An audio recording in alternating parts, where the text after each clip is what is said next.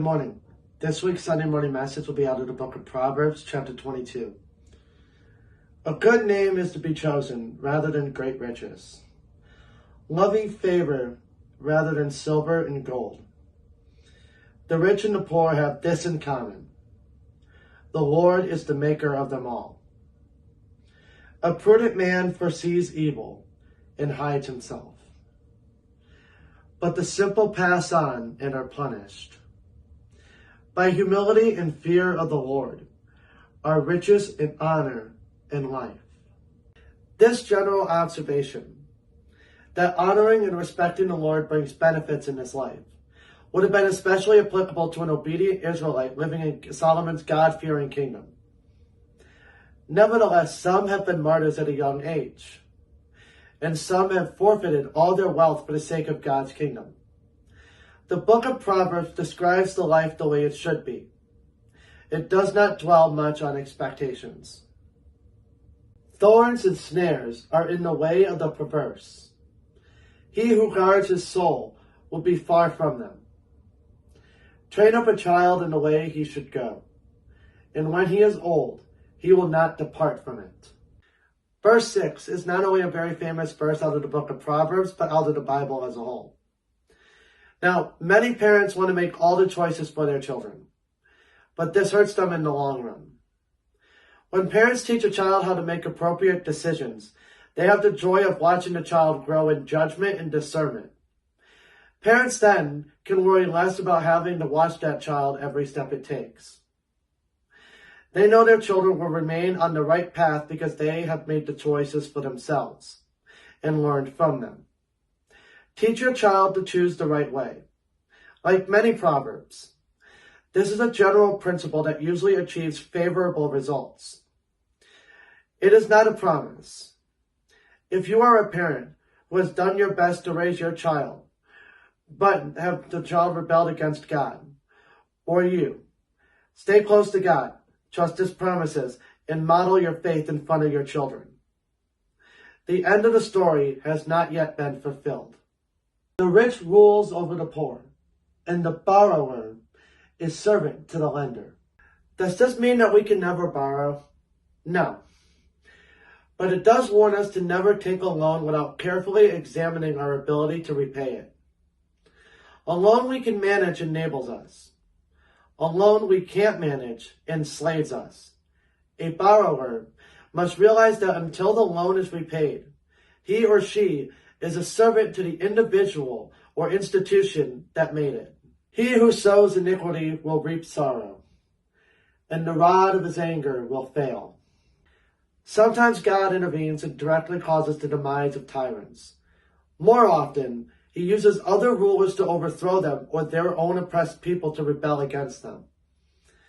This proverb is a message of hope to people who must work and live under an unjust authoritarian leaders. It is also a warning to those who enjoy ruling with an iron hand.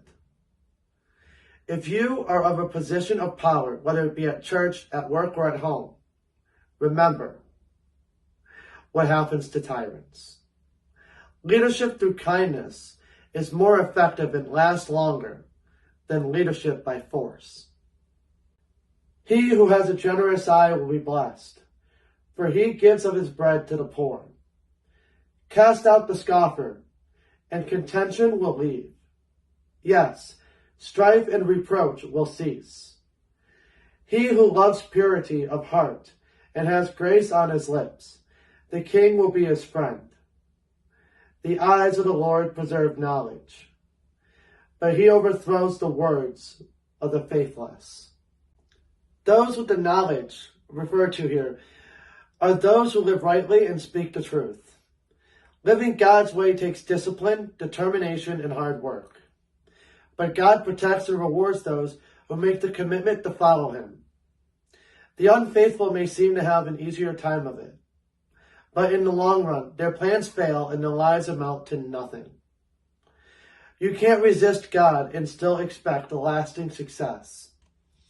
The lazy man says, "There is a lion outside. I shall be slain in the streets." This proverb refers to an excuse a lazy person might use to avoid going to work. This excuse sounds silly to us, But that's often how our excuses sound to others. Don't rationalize laziness. Take your responsibility seriously and get to work. The mouth of an immoral woman is a deep pit. He who is abhorred by the Lord will fall there. Foolishness is bound up in the heart of a child. The rod of correction will drive it far from him. Young children often do foolish and dangerous things simply because they don't understand the consequences. Wisdom and common sense are not transferred by just being a good example. The wisdom a child learns must be taught consciously. Discipline and training take a variety of forms.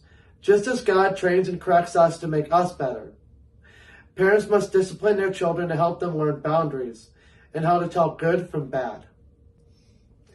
He who oppresses the poor to increase his riches, and he who gives to the rich, will surely come to poverty. Incline your ear and hear the words of the wise, and apply your heart to my knowledge. For it is a pleasant thing if you keep them within you. Let them all be fixed upon your lips, so that your trust may be in the Lord. I have instructed you today, even you.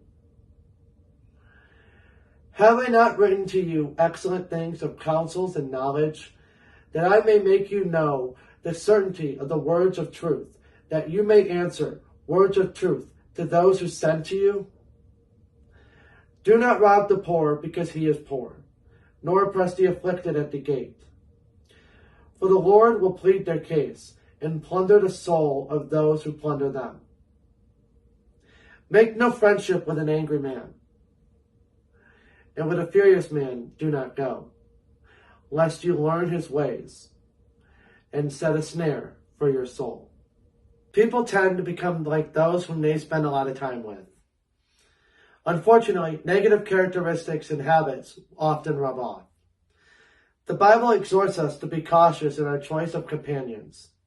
Choose to spend time with people who have qualities you would like to develop in your life. Do not be one of those who shakes hands in a pledge, one of those who is surety for debts. If you have nothing with which to pay, why should he take away your bed from under you? Do not remove the ancient landmark which your fathers have set. In Joshua 15-21, the promised land was divided and boundaries were marked out for each tribe. Moses had already warned the people that when they reached the promised land, they shouldn't cheat their neighbors by moving landmarks that served as boundary markers, giving themselves more land and the neighbors less. Deuteronomy chapter 19, verse 14, and also Deuteronomy chapter 27, verse 14. And wrapping up here with verse 29, do you see a man who excels in his work? He will stand before kings. He will not stand before unknown men. Unknown men. The destiny of the diligent is not the company of the obscure and insignificant. Such a person is more likely to attract the favor of powerful people. While worldly success is not guaranteed, it's certainly true that diligent and efficient people have a better likelihood of success than those who are irresponsible.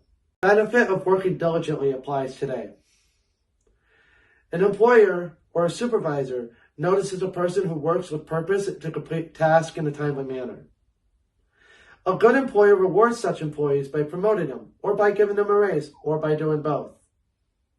Many companies conduct employee evaluations in which a supervisor grades each employee on several factors.